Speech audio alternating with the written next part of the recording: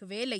இப்படி நீங்கள் இடம் கொடுத்து கொடுத்து இடம் கொடுத்து கொடுத்து சர்வ அசடாக ஆகிவிட்டேன்.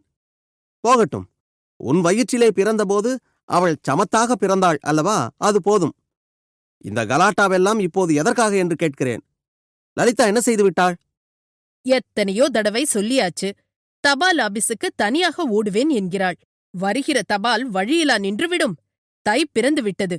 இந்த வருஷம் எப்படியாவது குழந்தைக்கு கல்யாணம் பண்ணியாக வேணும். போதும், நிறுத்து. கல்யாணத்திற்கும் இதற்கும் என்ன சம்பந்தம்? கல்யாணம் பண்ணும் வயதான பெண்ணை யாராவது தனியாக அனுப்புவார்களா? அனுப்பினால் என்ன? பூகம்பமா வந்துவிடும்.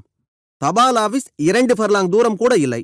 வீட்டுக்குள்ளே பெண்களை பூட்டி வைக்கிற காலமெல்லாம் மலையேறி போய்விட்டது. லலிதா, நீ போய் வா. எனக்கு ஏதாவது தபால் வந்திருந்தால் அதையும் வாங்கிக் கொண்டு வா. அவ்வளவுதான். அம்மாவை கடைக்கண்ணால் ஒரு தடவை பார்த்துவிட்டு லலிதா மானைப் போல் துள்ளி வாசலில் ஓட்டம் பிடித்தாள். நானும் பார்த்தாலும் பார்த்தேன். பெண்ணுக்கு இப்படி செல்லம் கொடுக்கிறவர்களை பார்த்ததே இல்லை. பம்பாய்க்கு போய்விட்டு வந்ததிலிருந்து அப்பாவும் பெண்ணும் இப்படி ஆகிவிட்டீர்கள். இதெல்லாம் என்னத்தில் போய் முடியப் போகிறதோ என்னமோ என்று சரஸ்வதி அம்மாள் முணுமுணுத்தாள். எல்லாம் சரியாகத்தான் முடியும். நீ வாயை மூடிக்கொண்டிரு. மாப்பிள்ளை மட்டும் பெரிய படிப்பு படித்தவனாய் வேண்டும் என்கிறாயே, அதற்கு தகுந்தபடி பெண்ணை பழக்க வேண்டாமா? வீட்டுக்குள்ளே பொத்தி பொத்தி வைத்துக் கொண்டிருந்தால் எப்படி நாளைக்கு?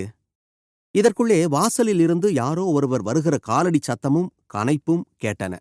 சரஸ்வதி அம்மாள் கொஞ்சம் பின்னால் ஒதுங்கிச் சென்று தூண் ஓரத்தில் நின்றாள். வந்த மனிதர் கிட்டாவையரின் நெருங்கிய நண்பரும் உறவினருமான சீமாச்சு ஐயர். அந்த நண்பர்களுடைய பேச்சு ஒரு தனி ரகமாயிருந்தது. என்ன ஓய், என்ன ஓய், என்ன ஓய், என்ன ஓய், தெரியுமா ஓய், என்ன தெரியுமா ஓய்? காலையில் பட்டணத்திலிருந்து நம்முடைய அத்தான் கல்யாண சுந்தரம் வந்தான். வரும்போது கையில் பத்திரிகை கொண்டு வந்தான். அதிலெல்லாம் சக்கை போடாக போட்டிருக்கிறது ஓய். என்ன போட்டிருக்கிறது ஓய்? பீகார் மாகாணத்தில் பூகம்பமாம். என்ன என்ன என்ன? பிரமாதமான பூகம்பமாம். உயிர் சேதமும் பொருள் சேதமும் ரொம்ப இருக்கலாம் என்று பயப்படுகிறார்களாம்.